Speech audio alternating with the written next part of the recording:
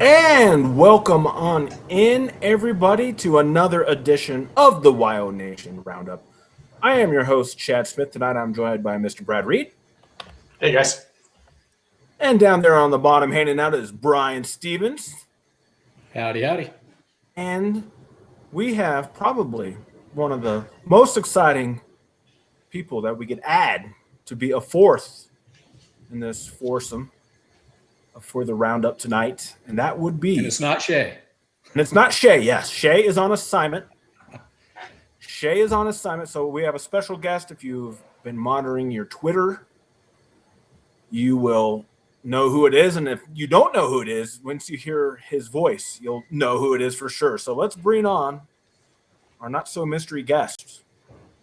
Down here in the bottom right corner, it is the voice of the Wyoming Cowboys, Mr. Keith Kelley. Good evening, Keith. How are you doing? What's going on, guys? You know, you mentioned Shay on assignment. Can we? I got a video from Shay earlier today. I don't know. I don't know if we can tell where Shay is exactly, but it looked like they were having some fun. I know that much. Yes, sir. Hey, Yeah. thanks for joining us, Mr. Big Time. And it's got nothing to do with your job. But, you know, the hole in one earlier today. Oh man, that was. You know what? That was first ever. I posted it up on social medias and stuff like that. My brother-in-law, Kevin Whalen, he is a member at Harmony Country Club there in Fort Collins, and went down there and played this morning. And number 9, we were 178 yards out, hit an 8-iron. And you can't, so if you notice in the picture, the flagstick's like twice as tall as I am. And so it looks like I'm about 3 feet tall, but it's actually, you can't see when you're at the tee box. You can only see the top half of the flag. You can't see. So we had no idea if it went in or not. We saw it hit. It was all over the stick. It bounced once, and then we lost it, and the rest was just, it was pretty sweet, though. That was pretty cool. Yeah, That's in the amazing. video, you were pointing, you're like, it's got to be off in the rough that way, man. Oh, I sold myself short, I guess, a little bit, because there's no way that's going to happen. But it was obviously the shot of my life type of deal, so pretty cool. So, as is customary, you hit your hole in one. What was the damage of your bar tab following when you got to the turn at the clubhouse? So that was 9 right there. We went right in. Nobody was in the clubhouse because it was 9:25 in the morning. Like, we teed off at 7:30. Nobody was out on the course. So I got off really cheap on that one. So it was just 4 drinks. That's all I had to buy. So just the people in the group. So it was very, very cheap. Yes. That's amazing. Yeah, it was cool. Last year, I had my closest shot for a hole in one ever, and it was 1.5 feet away in a tournament. And then I almost missed the birdie putt. Oh gosh. Well, my next 3 holes were a disaster after that. I was still shaking going on, and then I finally, heck, guys, I'll be honest with you, there was a par 5. I almost got an albatross on that one. I mean, it was pretty close. That would have been the topper of the whole deal. Man. But my brother-in-law, who took the video, he shot 69. He shot 3 under with 5 straight birdies. I almost had 6 in a row to close out his round. He's a legitimate scratch golfer. He's super good. Like, actually good. Yeah, that's amazing. Yes, he's really good. Yeah. I shot bogey golf. That's customary for me. I'll take bogey golf any day of the week. It's respectable enough that people aren't going to be mad at you for playing horrible, but, it's still good enough to, get by in most cases. So. Right. Exactly. Totally with you. People are often mad at me for playing horrible, so I don't golf. It's okay if you're not good. Like, I'm not good, but if you play fast and you're not good, and have fun. That's the main thing. You just have to know going in. You got to know you suck going in, and then it's a lot more fun. You got to be a good hang, and if you're a good hang, then people, you can play as bad as you want. Don't be the guy that's out there that gets pissed off and thinks he's going to shoot 75 when you're shooting 95 or whatever. Yeah, but I'm shooting 75 like at hole 13. But I bet you're fun to play with. Exactly. You got to bring the vibes. Yep, for sure. Well, very good. Hopefully that doesn't ruin the rest of your summer, right? Hopefully you can build on from there, but it's going to be pretty difficult. It's going to be pretty difficult. We got some, travel this summer and everything like that, but it's all downhill from here, I think. Yeah, are you Yeah. going to be hitting any of the Cowboy Joe Club golf this summer? I haven't played in that. The last one I played in was the one that was at Ptarmigan down in Windsor, the Windsor area. That was a couple of years ago, but I haven't been able to play any. I sometimes played in the one in Cheyenne at the country club in Cheyenne a few times, but sometimes I haven't made it out in a couple of years though. They're fun though. Those are fun events. Mm-hmm. They do the similar thing up here with the Grizzly Scholarship. We played Mhm. one or two of those a year that are kind of close by, but that one in Sheridan to Powderhorn, I'm trying to get my buddies talked into that one to go play Powderhorn. I've been able to Powderhorn play once in that high course school. It was a once. blast. Yeah, I played it once as well. It's hard though. It's a doozy. It's a doozy. Well, I played it when they had the original 18, so I haven't even played the new 18 yet. I think they have 27. I think right. I think there's 27 holes. Maybe. I think you could choose. I think which 9 you want to play. If you're going to play 18, you can choose. I think out of the 3 9s, which 2 you're going to play. The last time I was there, anyways, that was several years ago. Yeah. Hey, speaking of golf, how about the Cowgirls making their first ever national tournament? Yeah, and then the Cowboys next week playing in the NGI.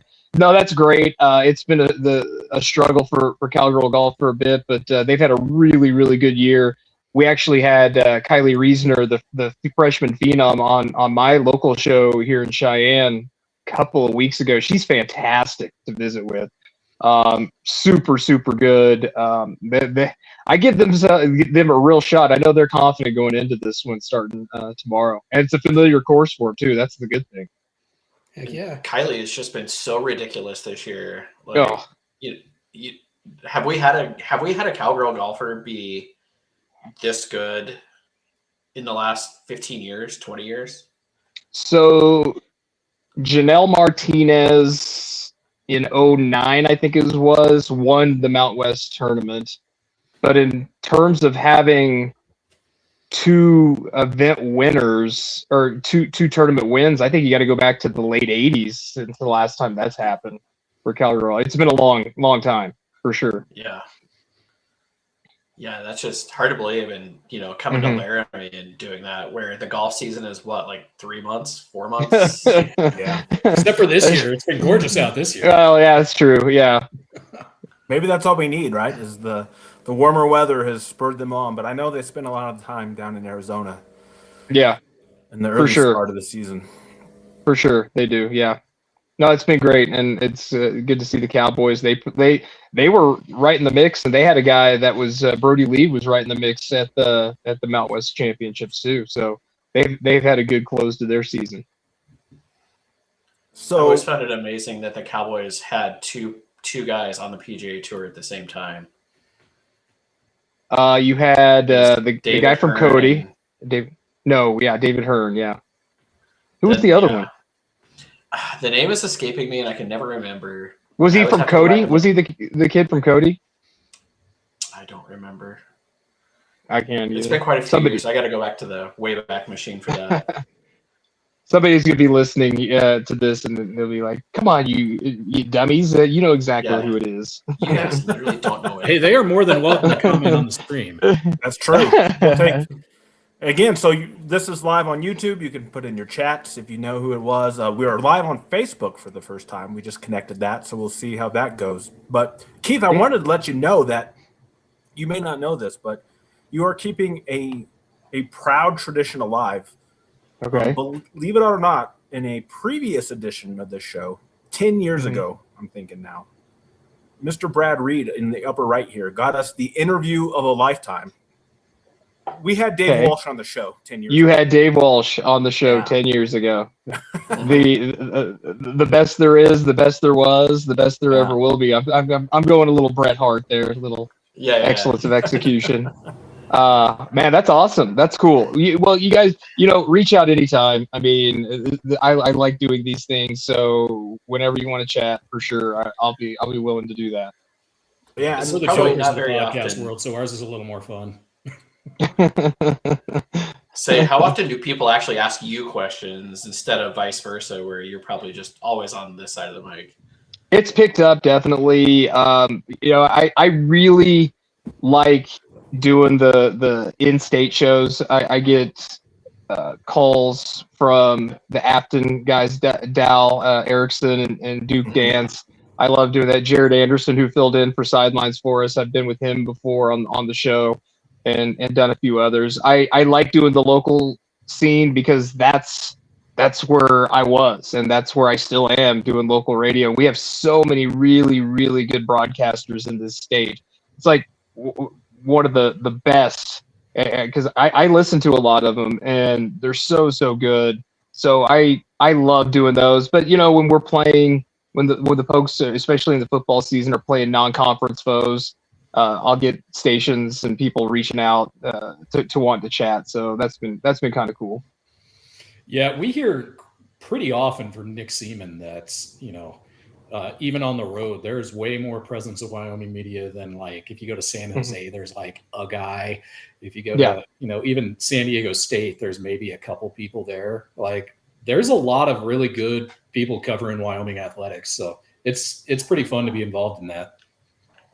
It really is, because as we all know, it's one big city. I mean, the University of Wyoming, it's we hear it all the time, the only 4-year university. And you mentioned San Jose, San Diego. There's so many other things to do in those areas, even if they're good, right? I remember going to San Diego for football, and they had a promotion going to try and sell out the stadium. And that was a really good San Diego State football team, and it was half full, maybe half full. Yeah. And we saw what Wyoming does when the record isn't where we think it should be, and Saturday afternoons or evenings or whatever, these fans continue to show out. I mean, they're amazing. The fans are amazing, and they're so hungry. That's the main thing. They're hungry, and they want to see this thing get right. Yeah, that's a good segue to what I wanted to talk about here is like big picture stuff. Your thoughts on the turmoil we've seen with the Pac-12 and the Mountain West, and how you think that went. How do you think it's going to look in the future, and then how Wyoming you think will compete in this new look conference? So first of all, we got to get this right. Pack stabbers. We're calling them the pack stabbers. I like Yes, sir. Yeah. I stole that. Now, I shouldn't say I stole that. There's a great Wyoming fan on X, Twitter, whatever we want to call it, and I think his handle's at Matthew Quigley or something like that. I think he's from. Yeah. You know who I'm talking about, right? Matthew. Yep. Yeah, He's and a regular in here. Yeah, he's the first one I saw with pack stabbers, and I started using it on my show. And our favorite San Diego State beat writer, I had Mark Ziegler on the show, and I mentioned pack stabbers. He loved it, by the way. He gets a bad rap. He gets a bad rap from fans because he actually does love coming to Laramie and Wyoming. I swear he does. People may think I'm full of crap, but I swear he does. At least he says it. We've talked about that on this show, actually. He's been a topic on this show for sure. Yeah, but he used pack stabbers in one of his stories, and I use it to all those guys, and it's great. So yeah, I got to give credit to that account on X. Look, I hate the split. I think it's bad for college football. I think it's bad for out west. I think they overvalued themselves when it came down to media rights deals. There's a reason why we're not seeing those numbers public on either side, really, to be honest with you. But I think the Mountain West knew they'd probably come up. But I still think the Mountain West is doing – they're not short. I mean, nobody's losing any money. But I think the pack stabbers overvalued themselves big time. I think they're well under what they thought that they were going to get media rights-wise. Look, it's still going to be a good league. But could you imagine – if they did the reverse merger and Oregon State and Washington State came over, what kind of league that we could have seen? It would have rivaled the American for sure. Because right now I think the American's the best group of 6 conference out there, and this would have rivaled that. I think Wyoming is this has got to be it, right? I mean, we got to see them start to compete for those conference titles. The last time we really saw it was when Josh Allen and they played San Diego State in the Mount West Championship game in year 3 with Craig Bowl. We're year 3 with Jay Savell. They got a quarterback that they really like with some experience. I think they're going to compete pretty well. The schedule's not overwhelming. It's still going to be hard. Like, North Dakota State is not going to be easy. New Mexico is not going to be easy. Vegas is not going to be easy. We know the usual suspects in that sense, but it's not an overwhelming schedule. I miss not having a P4 on there, but still, maybe that'll be a good thing in the long run.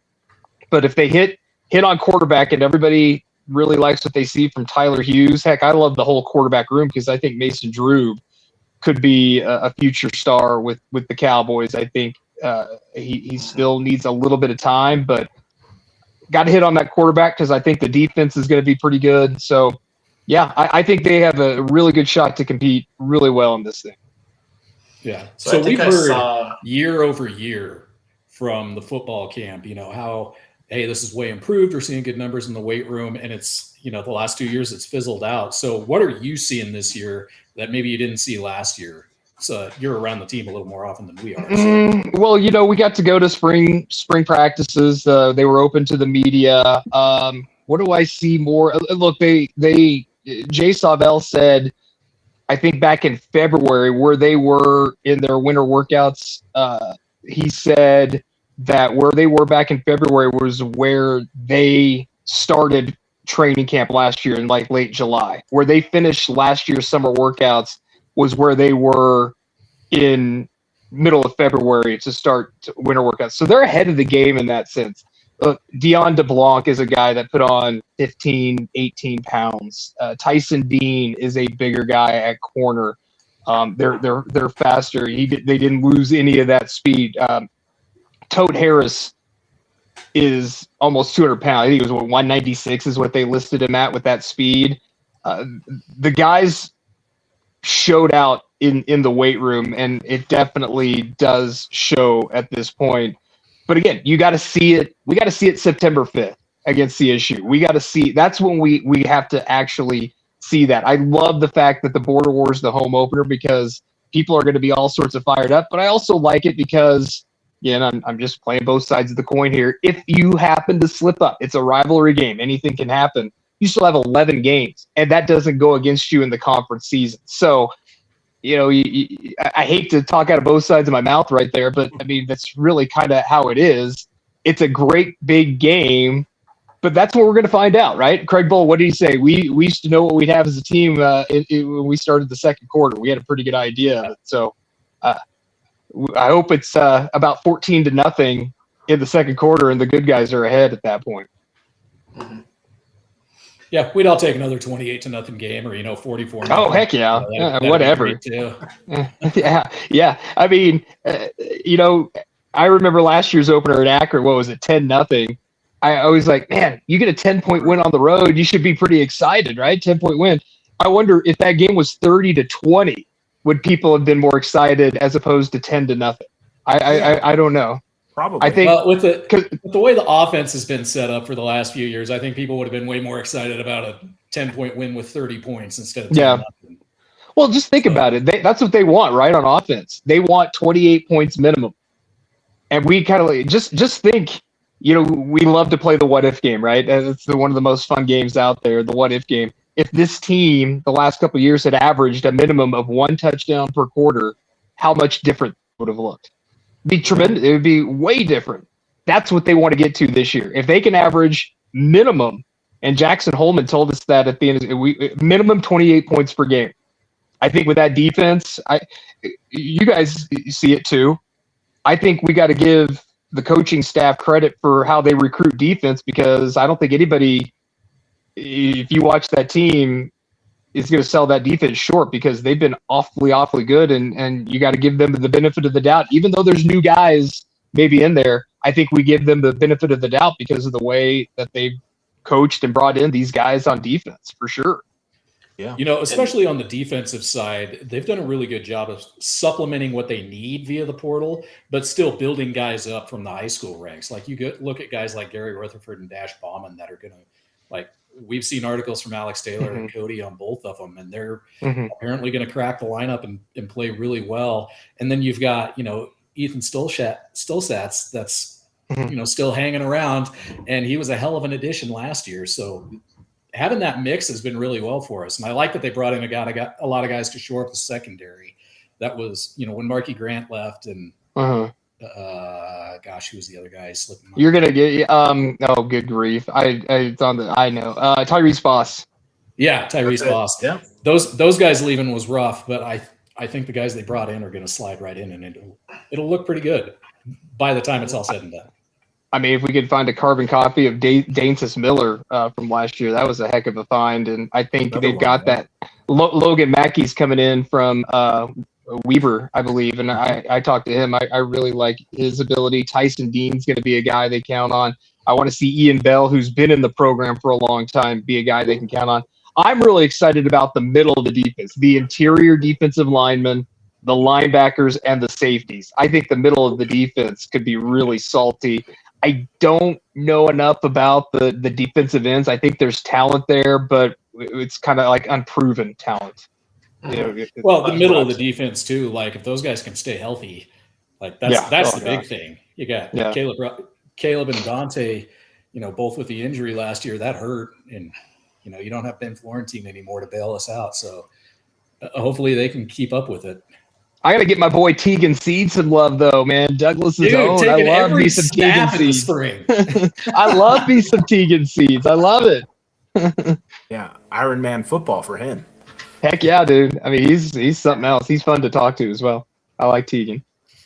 Yeah. How much different does this offense look with Christian Taylor out there, just from the little bit you've been able to see so far?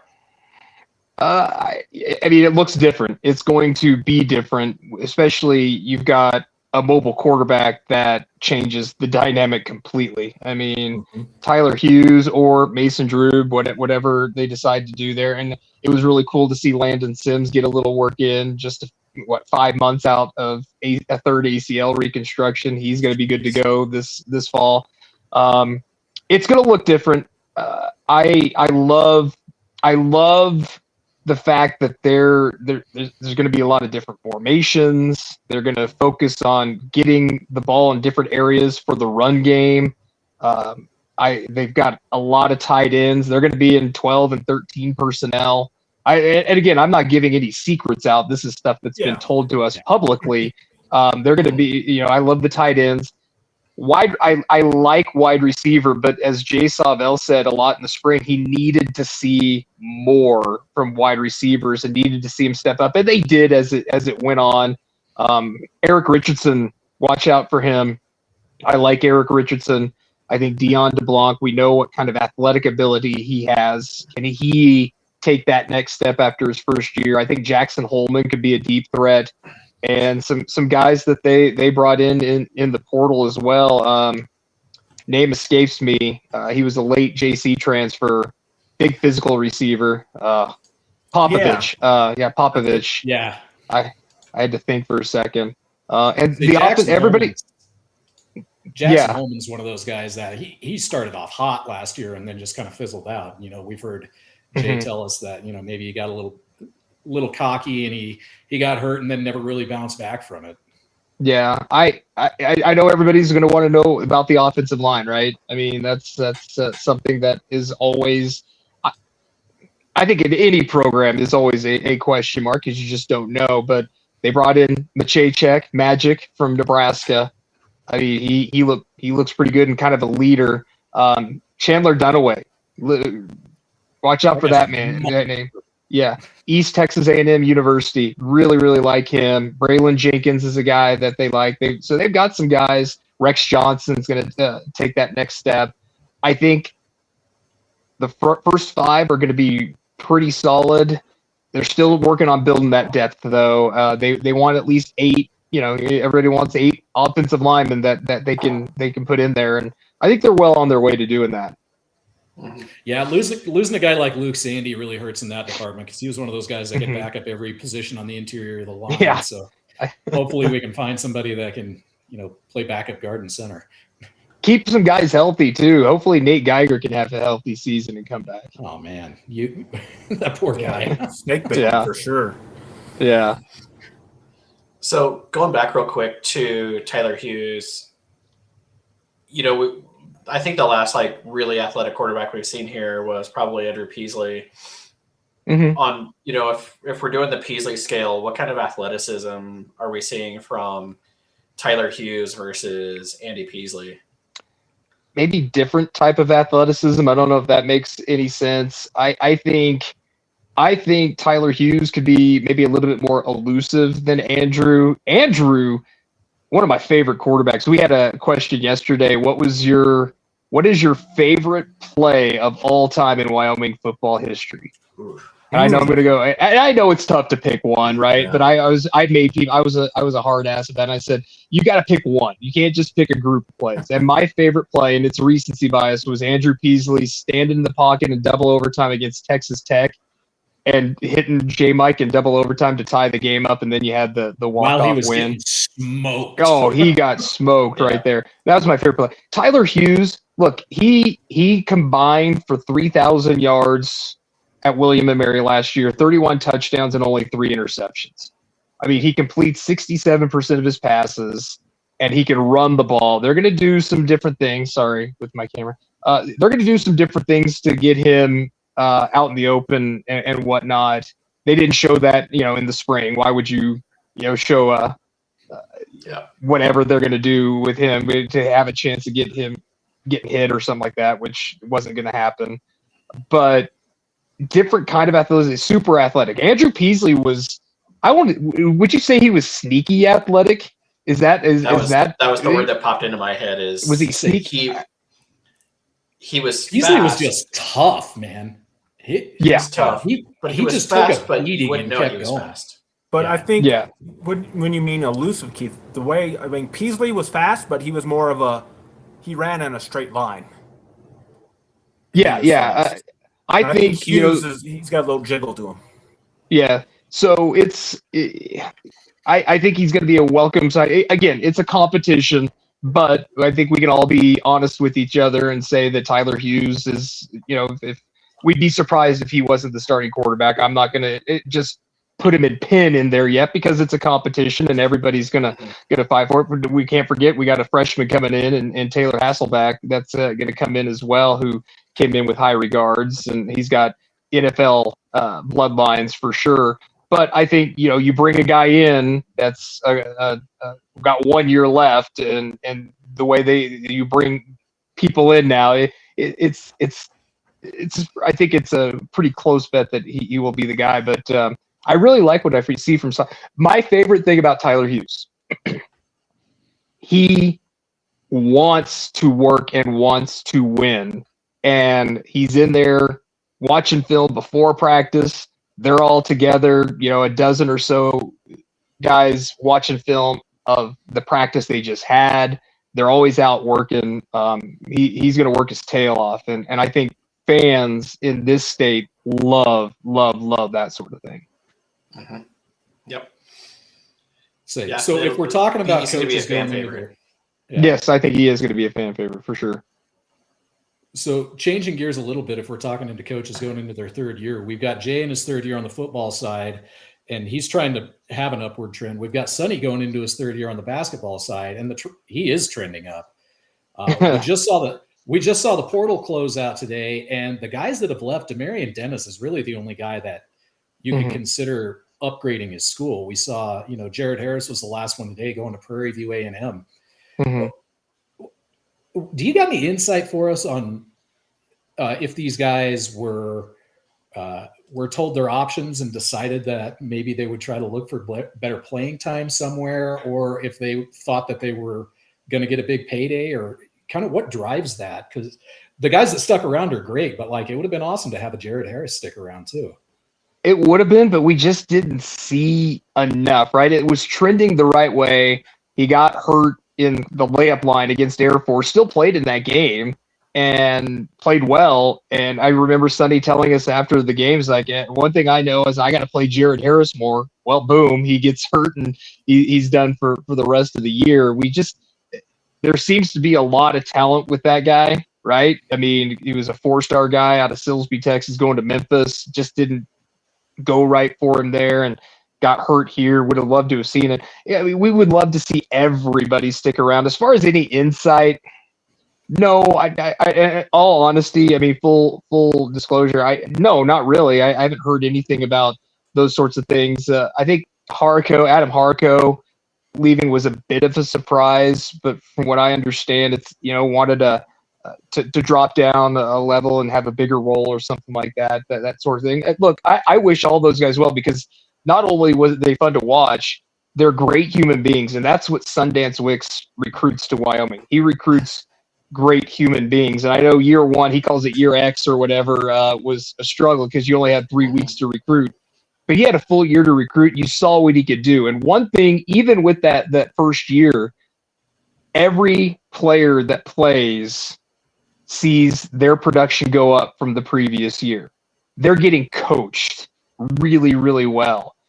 And I think that's why you're seeing certain guys stick around as well. They're team guys. They want to win, and they know they're getting coached hard, and they're okay with being coached hard. But as far as the guys leaving, Demarion Dennis, that was going to be a tough one to keep, and more power to him, because I really like the way he plays. Sim, I would have loved to see, and I love me some Sim Martin Sadi. But, they bring in the transfer that I kind of comp him to. He's a stretch 4 from Louisiana Monroe, Raynars Sondors, I believe. Mm-hmm. I think that's a net positive if that's going to be the same position. He was a double-digit scorer at this level, maybe a little lower level, but a Division I level. If you look at the 5 guys who left and the 5 guys they brought in from the porthole, I call it the porthole, but the portal, It is. Are they net positives? I really like the direction. And man, you keep what did everybody want? They wanted to keep Nas, Gavin, and Caden, right? I think everybody felt we were hoping Demarion Dennis would stick around. They kept 3 starters in this era at Wyoming. That tells you something's right, doesn't it?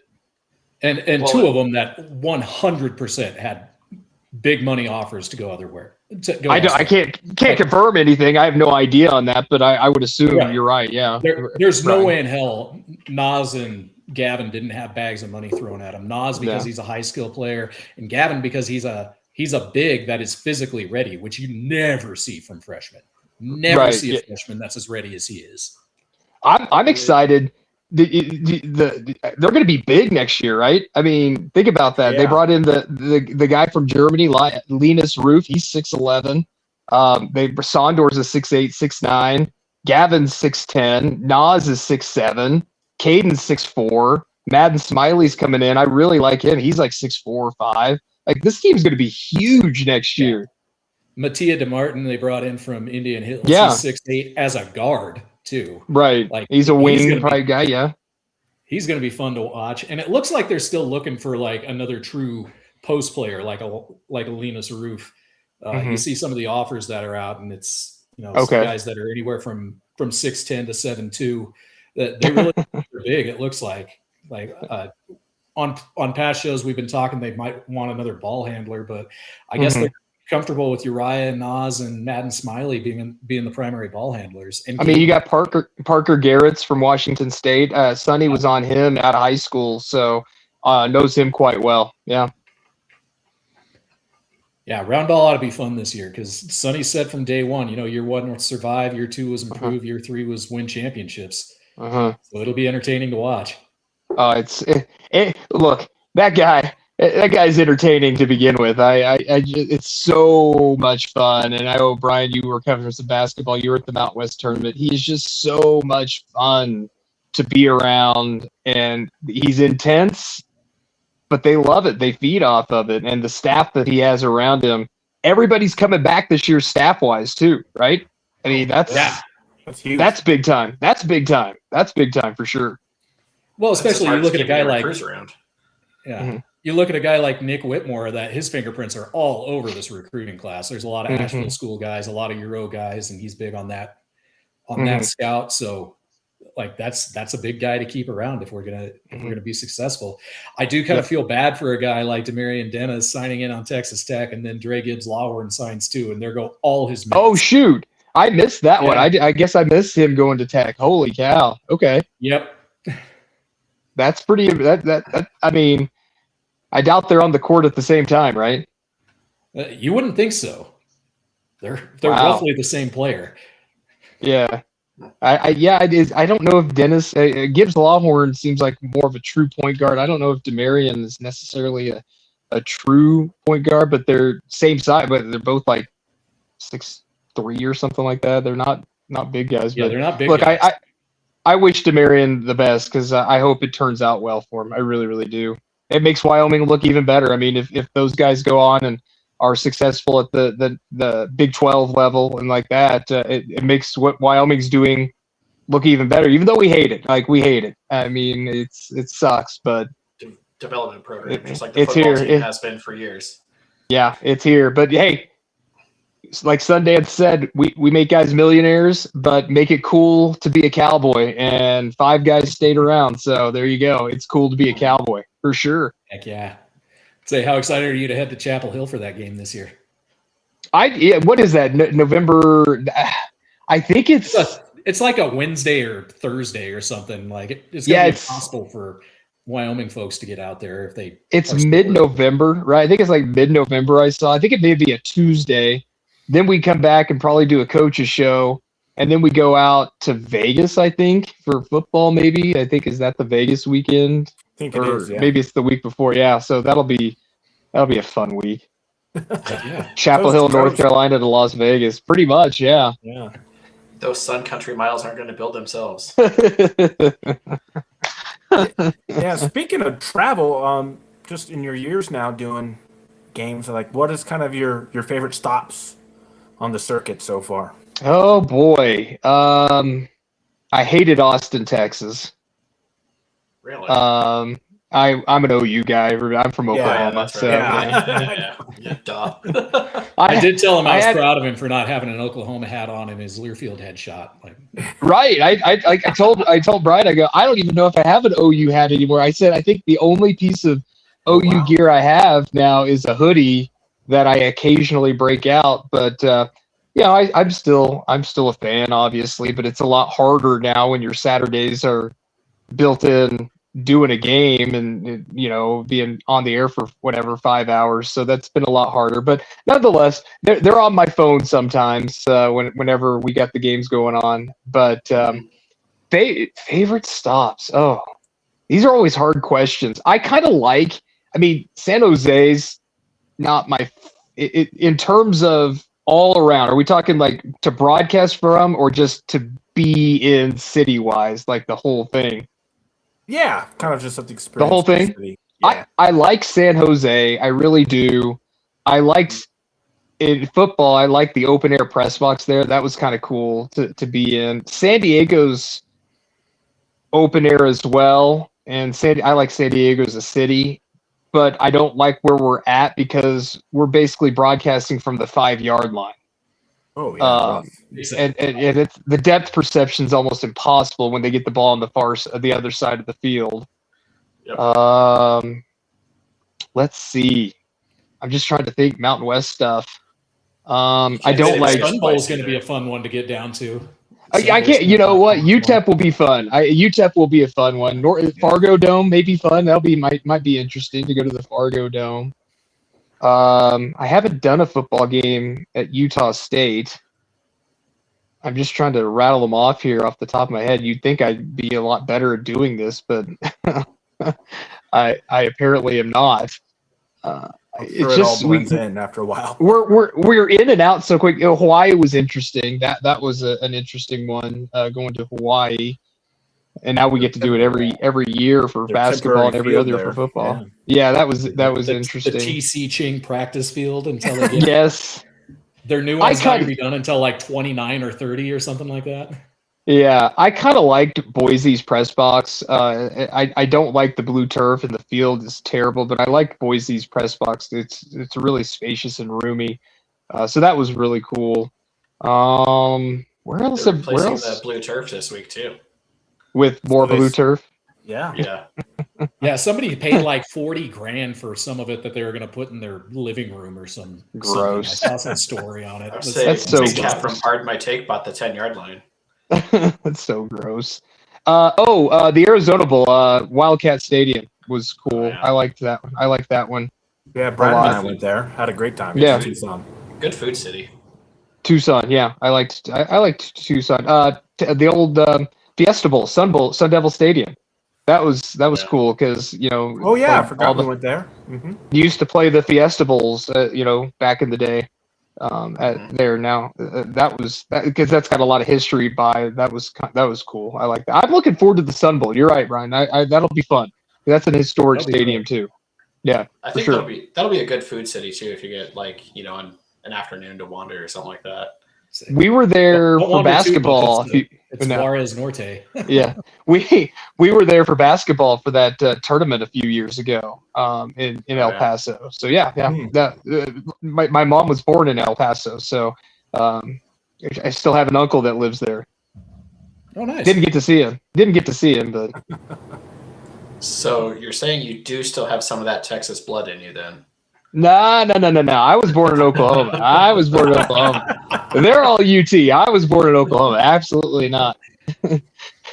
Absolutely not. No love for anything Texas. So kind of, you're talking about a few years ago. How did that call come down when, Reese wasn't able to continue on and they needed a guy to step in?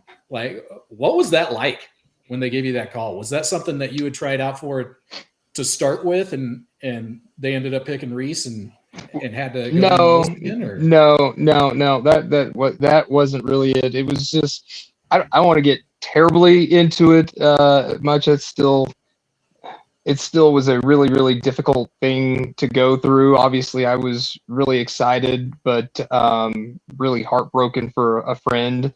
And so I don't want to get into it a ton, but it was mainly just to finish out the season, right? I mean, and then it was that's basically what happened.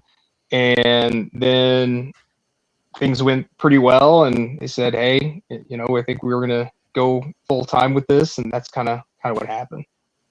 Good. I guess to kind of flip that a little to make this more positive for you. Sorry. No, you're good. I know. I mean, we've talked about it. Yeah. A tough thing there, but now you get to work with, the Oracle of Wyoming Athletics, and Kevin McKinney. How's that relationship been, and working with him? Kevin's the best. Kevin and I have gotten to become really, really good friends. I mean, we were already really good friends. He'd come on my show every Tuesday, right? Mm-hmm. And we've obviously known each other for 20 plus years, but really over these last, 4 years, it's gotten even closer relationship. I mean, we're really, really close, really, really good friends now. We talk all the time. He just, I think he just got back from France, to be honest with you. So we're comparing notes because nice. we're going to Europe this summer too. So we got to compare notes. I think he went to Normandy. So yeah, we have to compare notes. I love Kevin to death. I mean, I really, really do. And we have such a great crew as well, because I got to throw my guy Eric Pauly in, because he is so good at what he does as a sideline reporter. And so, I can't overstate it. I don't think. I love Kevin to death. He's a great friend, and we just get. I mean, you can tell. I mean, he and Dave had that rapport, right? They worked well with each other, and I really feel like that wasn't going to be an issue when I really started, because Kevin and I knew each other so well. We knew how to do this, and it was just like clockwork. He's easy to work with, and yeah, I'll never forget this one. He got me cracking up so hard. What game was it? Appalachian State. A couple years ago, remember the blocked field goal and the touchdown? Oh, yeah. That one, the game Wyoming had no business winning. The first one that season. Yeah, Yeah. they had no business. So they did this promotion, and I don't know why it made me laugh so much, but it was be a broadcaster for a day, and this kid got to come up, junior broadcaster, I think is what it was, got to come up and talk with us, and then they had the broadcaster on the field, but instead of having the junior broadcaster, they had a shot of the full moon, and Kevin, I don't know why it made me laugh, said, "Oh, he's on the moon," and I could not look at him for about 5 minutes, and I was just in tears laughing the whole time trying to call this game. I couldn't look at him. I had to look like I was looking in the coach's box to my left. It was about as unprofessional as it gets, but it was about as human as it gets in that sense. I couldn't stop laughing. He had me in tears. I don't know why it was so funny, but I'm sure you guys have gotten to a point, well, that was stupid. Why am I laughing at this? Yeah. And that's exactly what it is. That. Yeah, for sure. So you've probably seen that the Mountain West is launching the Mountain West Plus app or service, and they haven't been real detailed about it, but we can probably guess what that's going to be. Better viewer, better audio. Like in your role as the radio play-by-play, like, are you going to be a factor into the new Mountain West Plus subscription? Like, are we going to be able to listen, just fire up the app and hear Keith on Saturdays or I don't know how that's going to work. Yeah, I don't know how that's going to work. I'm assuming it'll be like kind of what it's been if they do Mountain West Network the last few years on the Mountain West Network.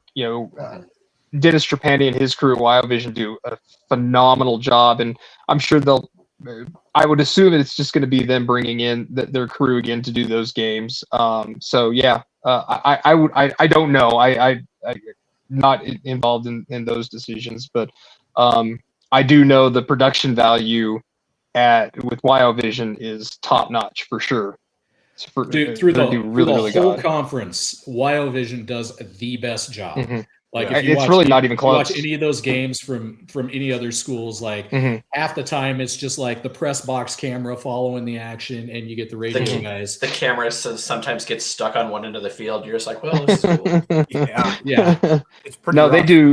they do a really, really good job, and I'm glad Dennis is still around because that whole crew. I get to know them. We're all good. We're all part of one big happy family. So I couldn't agree more. Absolutely. Of course, look, we want you to listen to the radio. I mean, I would love that for sure. I mean, but I get it too, right? I mean, we want to watch. It's 2026, and we want to watch.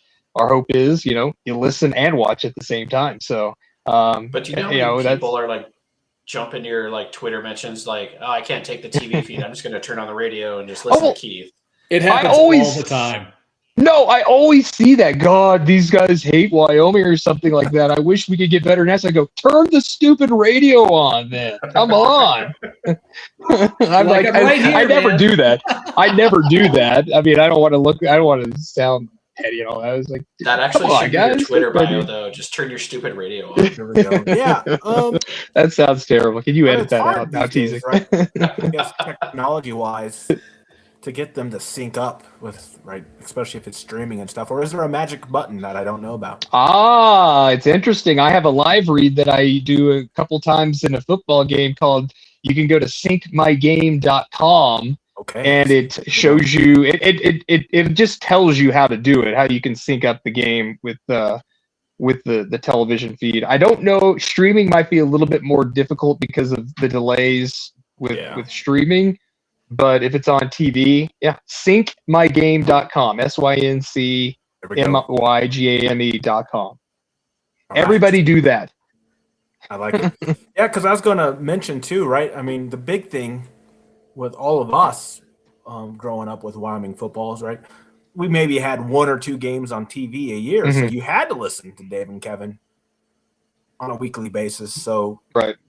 All the time. That's why everybody loved Dave and Kevin. That's the only way they got Wyoming football. Yeah, so it's really, the industry's really changed. So I don't know, as you travel around, are you still getting people who rely on the radio a lot of times? Oh yeah, I mean, there's still people that drive around in the cars. I think especially in this state, in Wyoming, it's such a big state, and I think people are so locked into their local radio stations and local radio affiliates that they do listen. Look, again, like I said, it's 2026. I know people want to watch. I'm not going to share. I'm not going to hide that fact. We want you to listen, and that's what I'm there for, and that's why we're there. But I think in this state especially, look, I think our network, our property is the biggest one of the Learfield properties with the most affiliates.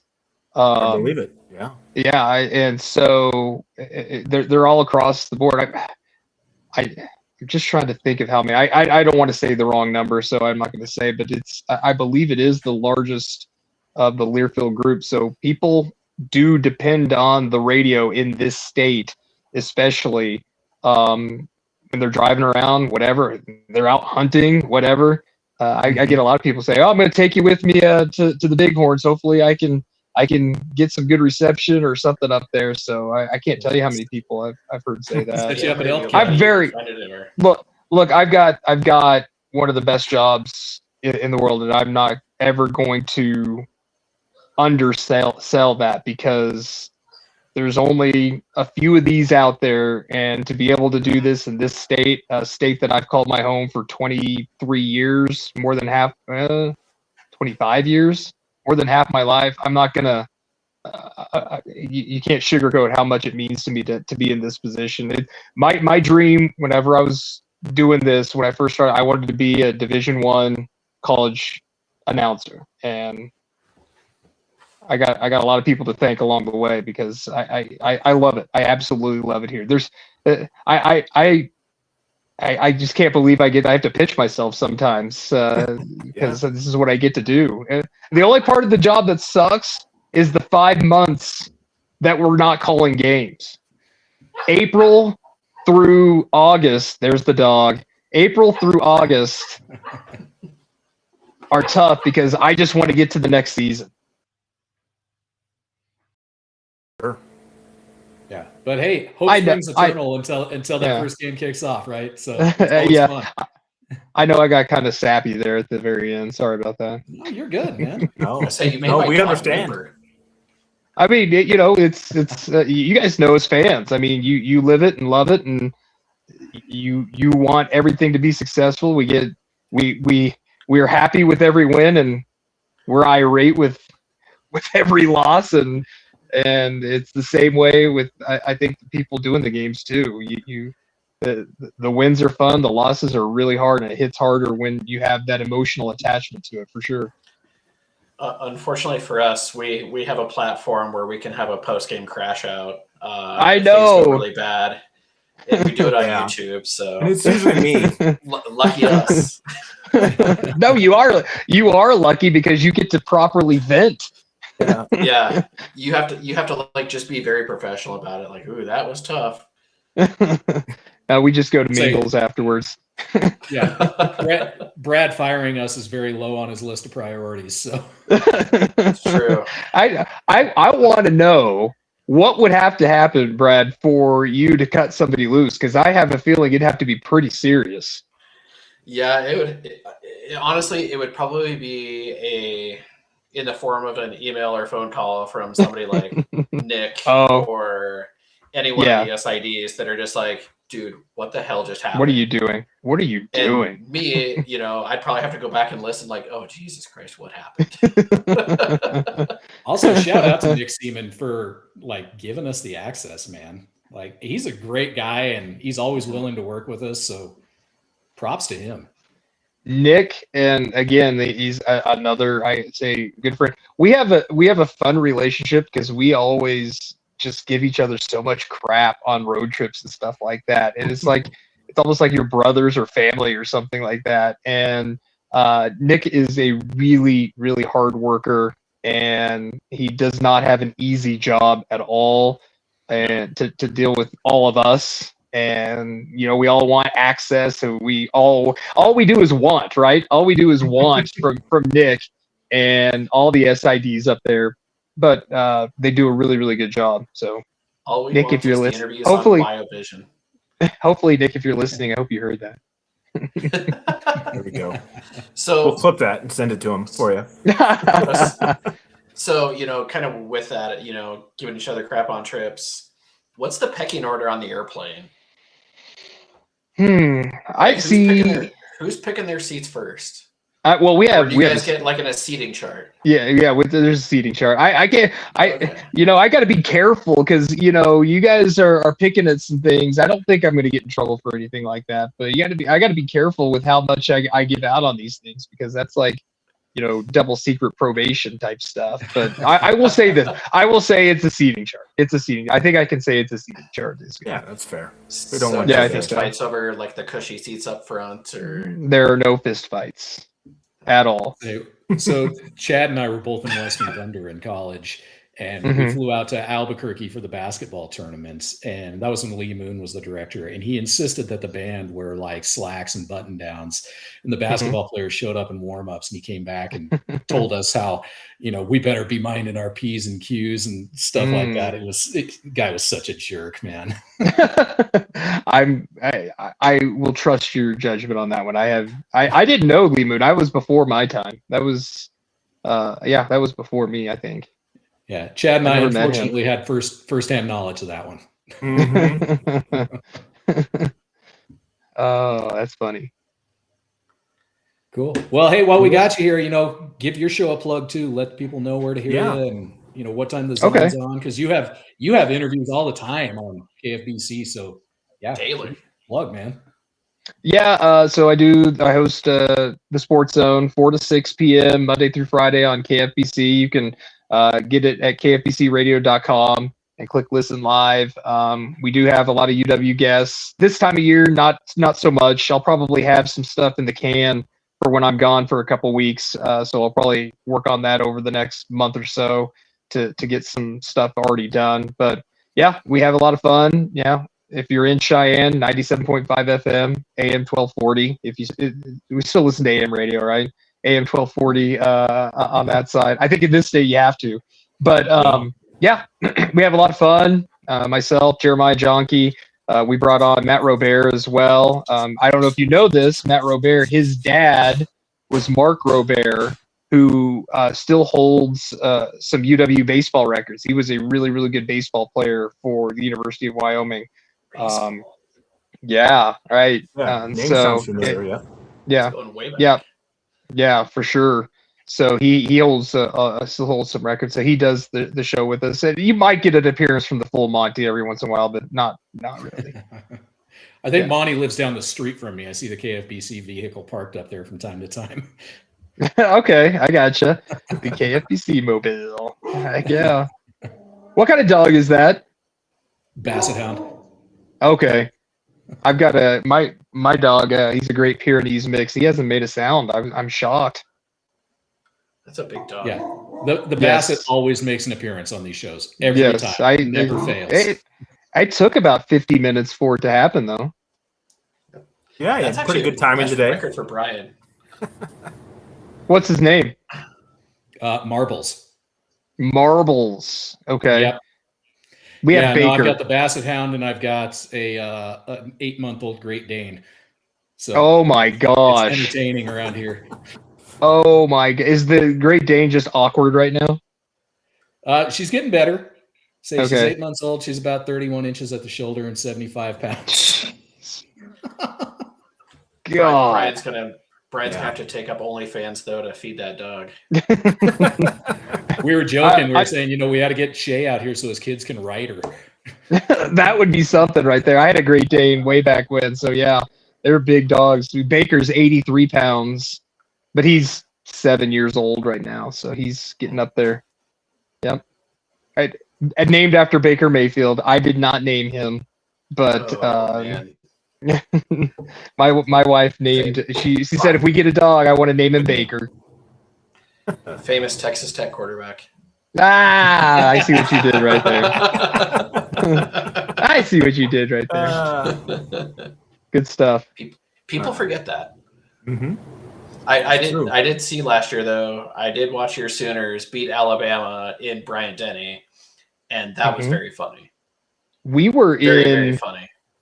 we were in Fresno. Was that Fresno State? I think it was Fresno, and we were getting ready to leave and on the to go to the field, and a guy at the hotel bar was a big Alabama fan, was watching that, and he was just annoying as all get out. And to see him crash out was amazing. It was I didn't say a word. I wanted to go up there and just kind of sidle up and be that guy, but I didn't even say a word. Was it San Diego? I'm on a business trip. I can't remember. It was either San Diego or Fresno. I can't remember which one. One of those, though. That was fun. Yeah, it was really funny just to watch, 106,000 Alabama fans just go trudging out of their stadium, just mad as hell, and it's the South. Like, they're double mad as hell compared to what we are. And yeah. So you were at the game. You were at the game, Brad? Yeah. Oh, sweet. We pick a new college football stadium to go to every year.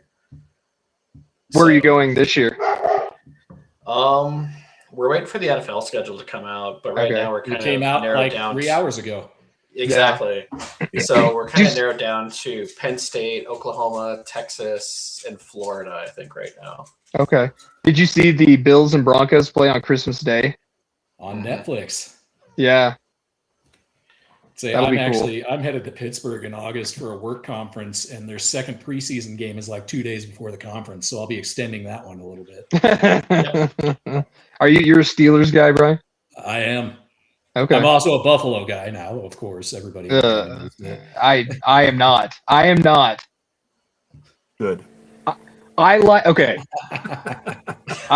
I have disliked the Buffalo Bills. So I was growing up in Oklahoma. There weren't many Denver Broncos fans. They were either Chiefs or Cowboys, and so I became a Broncos fan. Like I saw him play the Giants in that Super Bowl, the first one that Elway lost. And but they were winning at halftime, and so I was like, all right, I'm a Broncos fan. There we go. I'll be a Broncos fan. And I stayed true to form, and been a Broncos fan ever since. My sister became a Bills fan when they got good. And so we had a rivalry, and I've disliked the Bills ever since then. And even though Josh Allen's there, I love Josh Allen. I think he's terrific. I think he's the best quarterback in the world. I think he's just tremendous. But I don't like the Bills. So Elway has come out and said several times that the biggest mistake of his GM career was drafting Bradley Chubb over Josh Allen. Oh, I know. But are we convinced that the Broncos' track record of developing quarterbacks would have been as good for Josh's career? Yeah. Yeah. They'd have been talking. They were not ready with that ownership. Yeah. Nope. Yep. They'd have been talking bad about him.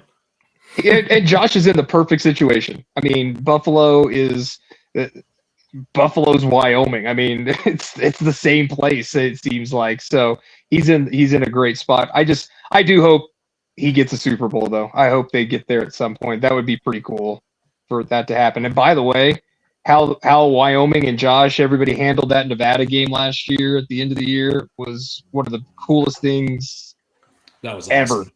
That was great. I know you guys have probably talked about that. He had to rush out of there, too. Like, it was super cool that he was able to make it out. And, he had to hop on a plane at, like, halftime right after he was done. So, yeah, for sure. No, that was really, really cool. And, hanging out with the fans and doing stuff like that. And you knew he would. You knew he would do that. That's just who he is.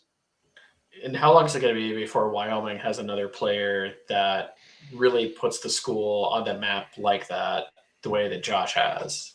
I don't know. It probably hasn't happened before that, and it may never happen again in this world of NIL.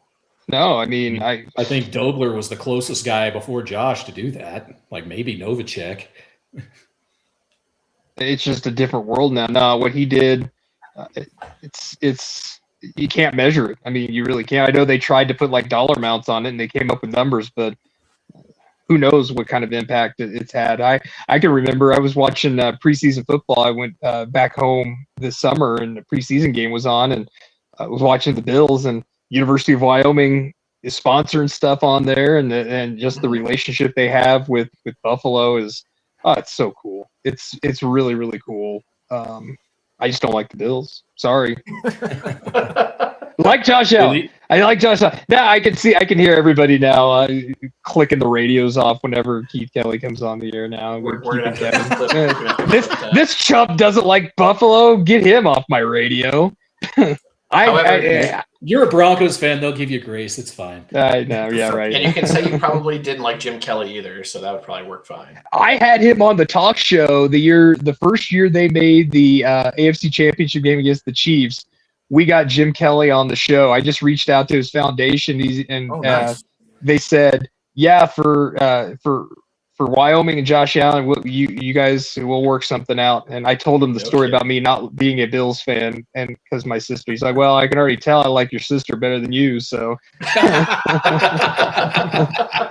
That's awesome. yeah, for sure. No, that was cool. Yeah, that's amazing. Yeah, he was a good guy.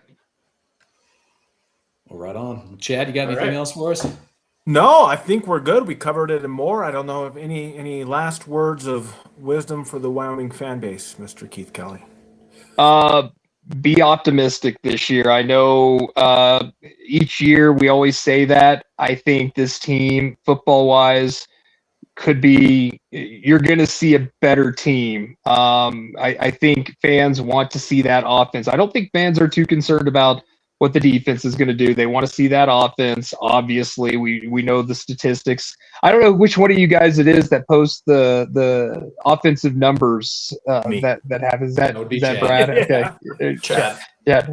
Chad. So I think those are going to go up this year. I think people are going to like Tyler Hughes at quarterback.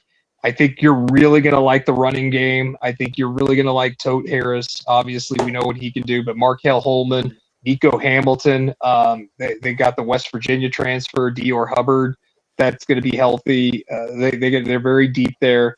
I really like the makeup of this team, and they want to win. This team wants to win. And I think a hungry team is a dangerous team. And so be optimistic this year. I know it sounds like I'm got the brown and gold glasses on. Well, it's because I do, but I think they've got a chance to be pretty good this year. And I think basketball is the same way.